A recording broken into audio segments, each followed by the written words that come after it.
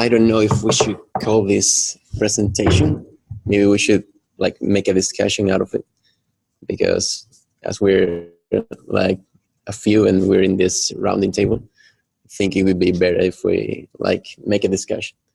So, okay, I've just presented myself, but I came here for spring break in Boston, and well, it turns out that it's like a winter break. But I love it because I'm not so used to snow. It doesn't snow in my city, so I love the snow. I don't love the cold. I don't but it's so cool to see this the park covered by white. That's pretty beautiful. So okay, now we're here in MIT, and I'm a little bit overwhelmed by everything happening here. So I feel like this imposter syndrome that, okay, let's do this. And you know, I'm just finishing my undergrad studies, and I'm here at MIT with you, so it's a little bit overwhelming. So I don't want to be pretentious at all. I don't want to teach you something. I just want to show you what I'm doing and my experiences with these open source technologies to like human sensing in self-driving cars. So this is not my work. This is the work of a lot of people that have shared their amazing projects, not only as frameworks like TensorFlow, papers, and also like lectures like Lex Friedman. These lectures were just very cool. And well, Lex and his team just gave this lecture on deep learning for human sensing. It turned out that I was working on that, so I tried to like use these technologies to self-driving cars, to test them on self-driving cars applications, self-driving cars problems. So okay, that's one of the things I did here. It looks like I'm trying to like kill this girl. I was not. So she was just crossing the street. And here, face detection and human detection. So we're gonna cover everything. Well, not everything in this like schema. We'll be covering like the three first squares. That's it. Pedestrian detection, face detection, and body pose. It's the easiest one in this, like increase the level of detection, resolution, and difficulty. But it turns out that there's a lot of problems, even given that they're the easiest, but there's a lot of problems here. So we're gonna start with pedestrian detection, and the technologies that you use here, it could be used for any object detection, like cars, traffic lights, everything. We're just gonna use this neural networks for object detection and just focus on pedestrians, on people. So I'm gonna show you these videos that I have.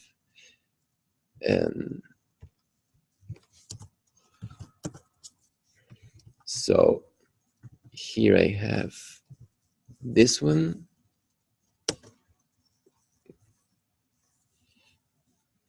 And we're gonna see a lot of things here. So it's already detecting me, but it's not very smooth. And also we have seen here the first frames that he has detected, that the neural network has detected like some people here, but there's nobody there. and it like less allowed to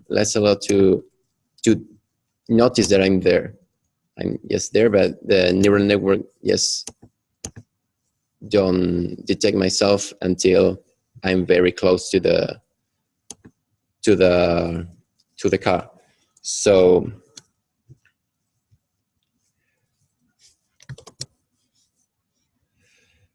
okay, let's get back to this. Well, there we're like there's like these two things that we're always like looking for: perfect accuracy and real-time performance, because it does not make sense to have these technologies if we don't have perfect accuracy or real-time performance, because we want to deploy this into self-driving cars, into robotics, and so we want to overperform human drivers, and human drivers are very well at driving. They have better performance than these open source technologies that I'm showing. So what I used was this SSD mobile network that it performs real time, but their accuracy is not very well. You can also use YOLO2 that has similar performance, real-time performance, but similar accuracy.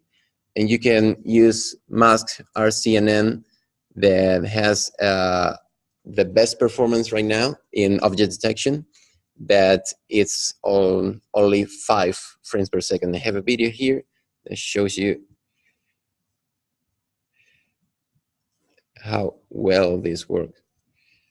So this is also not only object detection, it's also object segmentation, and this is working very well. But you can tell how well this is working, but it's only 5 frames per second, so it's not very useful. So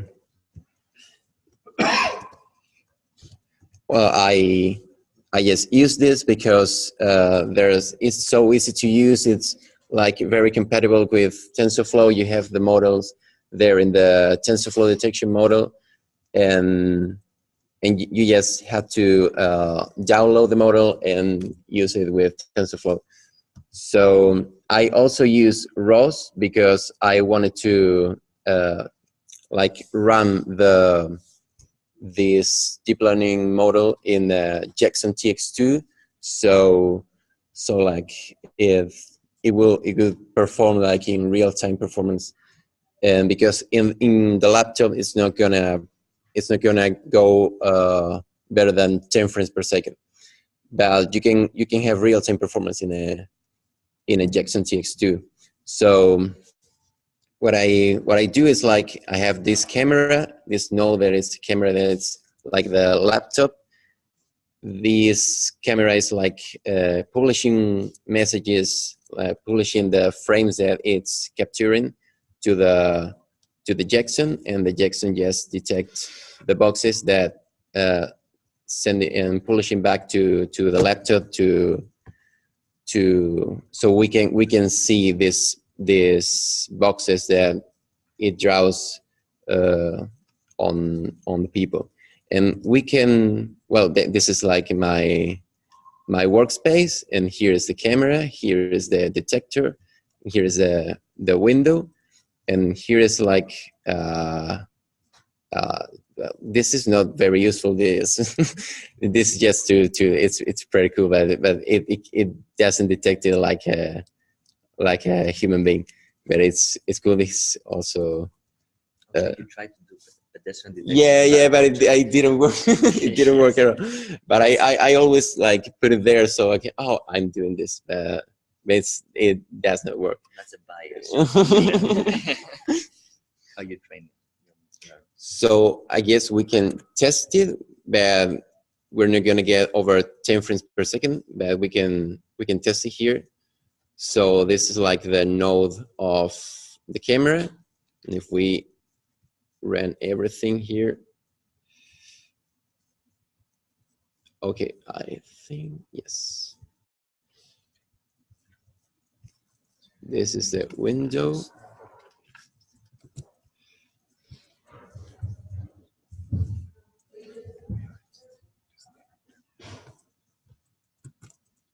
And this is the detector.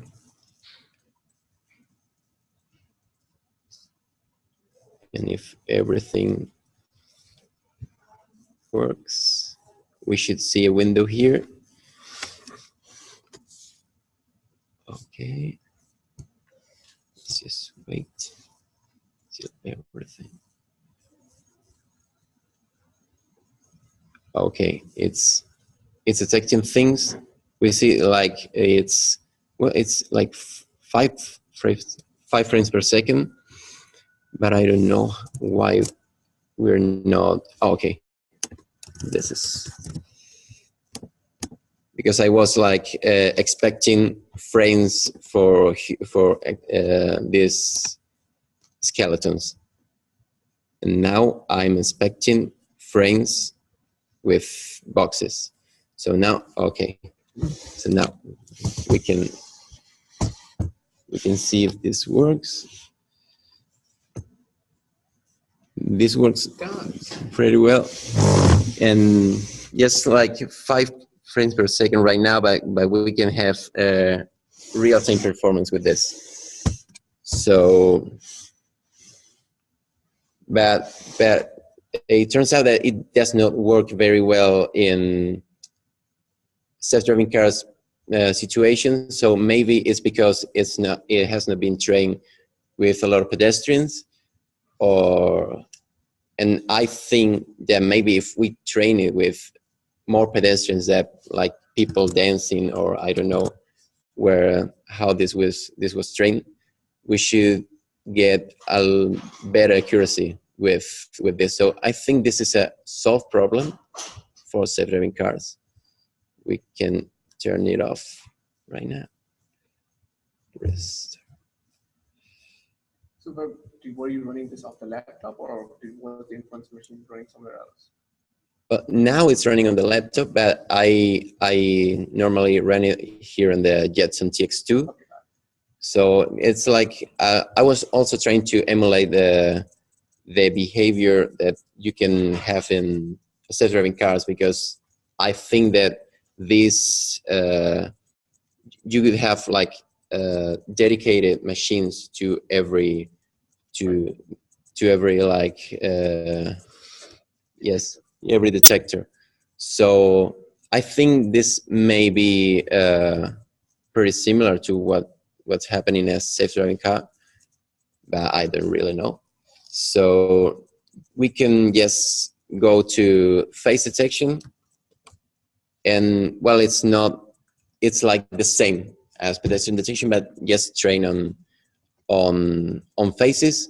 So here is like a model that I found trained on faces, and I just test it with myself, and it works pretty good. I think it's here. It works pretty good, but there's a problem here. We don't see the face there, and maybe this is not very useful. Like we don't want to see where the face is. Maybe we want to see what the face is looking, or so that would be like maybe face classification here, or this eye pose, this glance classification. Maybe it's pretty similar to this. We should just classify where the person is looking, but this works pretty well, and I think it's also a solved problem. And we can just go to human pose estimation, and you always see like human pose estimation, but with self-driving cars, I guess we should have human pose detection, because we really want perfect accuracy here, because it's a pretty dangerous issue. So I have like more videos here in which I'm using this technology, and we have testing it on pedestrians and testing it on drivers. No, this is not. So here is like, okay, I'm gonna show this one.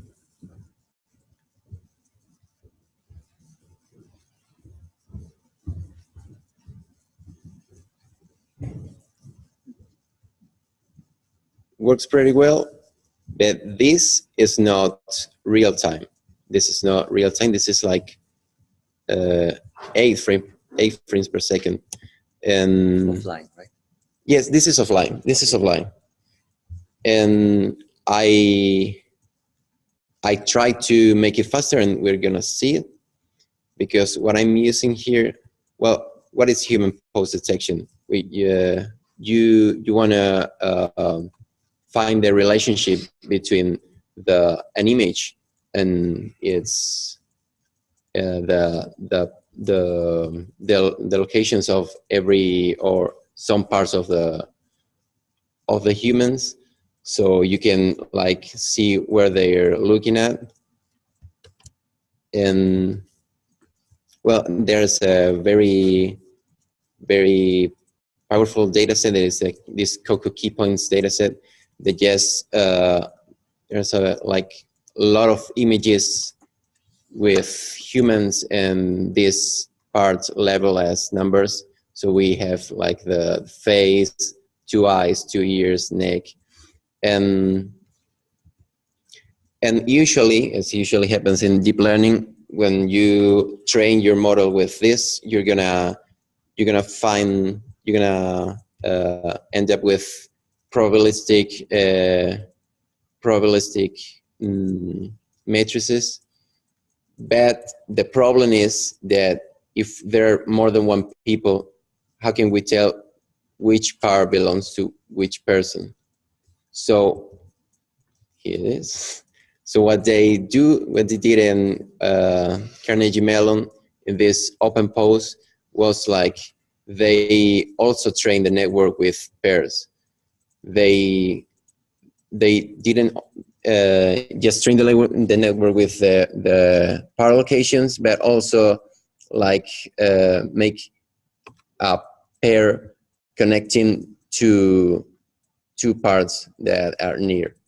So now when we run this open pose, we will have this heat massive probabilistic matrices, but we also have like these fields that tells you if the where is located this pair. So here the yellower or the whiter is like the most it's like pointing at the right side, and if it's black, it's pointing at the left side. This is like for the X direction, but we also have in the Y direction. So we have 2 times 19 part affinity fields, and with some post-processing, we will have like this these estimations. So we're going to talk about the model a little bit. We have the model is composed with BGG feature structure and some magic after that. But this is very very interesting, because if we change this BGG feature structure to a mobile net feature structure, we could improve the time performance. So that's what this guy did, and I tried it. This is just like this pose estimation with MobileNet, and it works pretty well. It was like 10 frames per second, maybe a little bit faster, but it like works pretty well in certain situations. This is what Lex Friedman had, and this is what I have. It's only a frame, but we can see the video. No, this is not the video. This is the video. We have some problems that it works pretty well in some situations. It's not pretty smooth, but I think we have this. We can say that this is a solved problem, because this is not great accuracy and not real-time performance.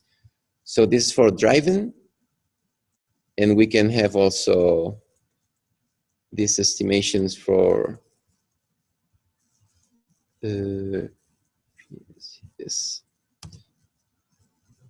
This is also with a mobile net version, and you can see how the accuracy will not be very well. So if we just freeze a frame, maybe we can see that it's working right, but it's like a lot of changes, not smooth at all, and I think we could have some problems with this. So we can also test this, but we're gonna get we're not gonna get so a lot of speed, but we can test this just with, okay, where is it? This I don't know, open box here. Everything here. Now I change this to frame human.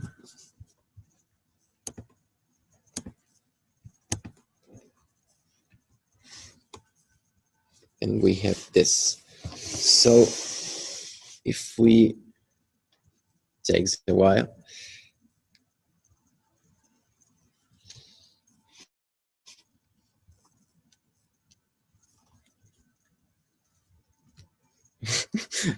Here. And for, it's, if you're like a stand-up, it works pretty well.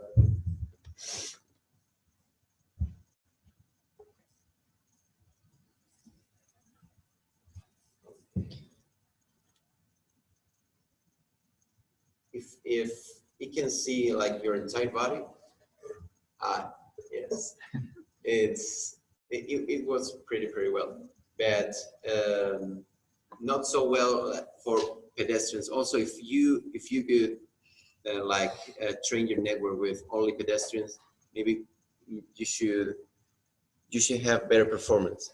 But right now, with the technologies we have in this open to the public, we don't have that performance. So for finishing, maybe we can improve everything with ROIs, so we can just focus on the road and people like crossing, or maybe we can expand that ROI, because we need to know if the person is going to cross the street. Also, I wonder if this is really useful, because I'm now involved in this behavioral cloning project, and I'm seeing how the car is really driving very well without with only just transformation between images to brake and acceleration. So you're talking about the Project 3 or the Udacity Project Term 1, Project 3, or is this a separate? No, this is like for Project 3. Yes. Okay. for self-driving car nanodegree. Behavioral cloning. And I don't know where you're more advanced. We can talk about this later because I don't know how can we like make this sensor fusion, like use this with the behavioral cloning, with lasers, with LiDAR. How can we use all the information that we have? And also there's another thing that we should transform from these skeletons to classifications, to where are they looking? Are they trying to cross the streets? Are they're just like in standby, don't doing anything? Or so like classifying if they're useful pedestrians or not useful pedestrians. That's like the other side. Also, I think that there's a big gap between open source solutions and what companies are doing. We're not very we don't know very well what they're doing, how they're like using these technologies. Are they really useful? Are they really or are they really like have another data set with they can like have better accuracy, better performance also? So I would like to know what what they're really doing. How can we use these technologies to emulate self-driving car, self-driving cars? We'll learn in 10 years. Yeah, This is where open source doesn't help unless you have open data to go with it.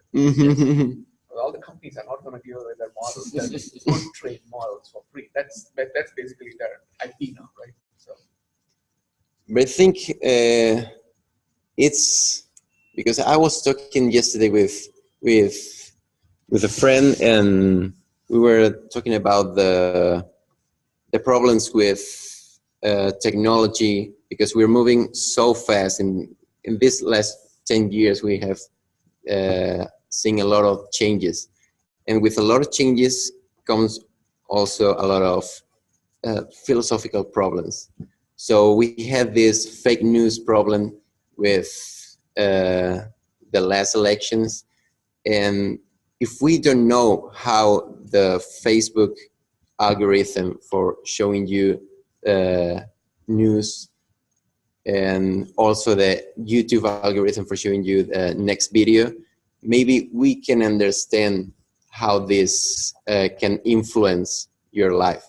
So I think that in the next years we should like know what they're doing with self-driving cars, because if we know what they're doing, we can like think of the problems. There's also this thing with deep learning models that classify people, and if there's a person in the kitchen, they would say it's a woman, and if there's a person, they struggle also with black people to detect person.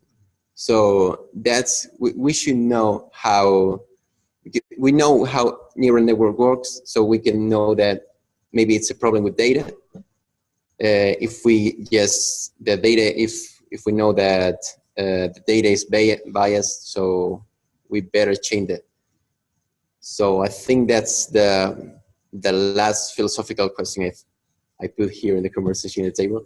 And I mean, I think that will happen. I think what I expect to happen is you would have an open benchmark to say how different models do against those benchmarks. But I really doubt companies would will give you their weights basically for pre-trained models. Because that's where their advantage is, right? So yeah, I understand. I really understand. But I see open benchmarks happening. I do not see companies releasing their models. That's their IP. Because for each benchmark, you need a different model, a different tuning, different parameters, and it's because if they release that, right, then I mean we can do face detection right here because somebody's released a model. And so the idea is, how do you make a model that works faster and faster, better and better? That they're going to keep secret. They will say, okay, if you have an open benchmark, they'll say, okay, this is how a model performs against this benchmark. They're not telling you what the model is. Yeah, well, it's like with food. If you tell me the ingredients, maybe I'm just happy with that. I'm not gonna ask you how you. Yep.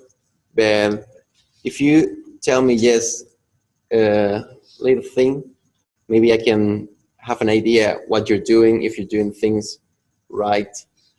I don't know if. Actually, that's a great concern right now. And it starts. We can start in. I think with the food, especially, we don't know what the companies are doing, but we know the ingredients. But they have been already established like a great big organization like FDA and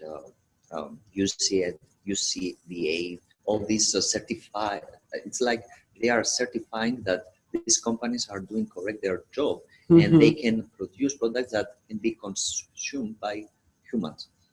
Maybe another legislations in the future, and this is a great concern right now. We listen CNN news, tech news, all the tech crunches, and all of these different technological news. Is that even the governments right now they don't know how they will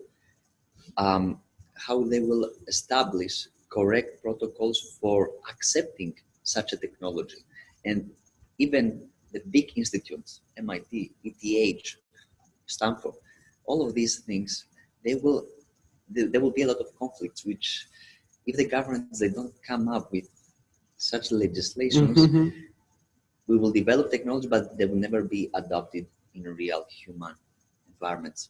And that's the big paradox right now.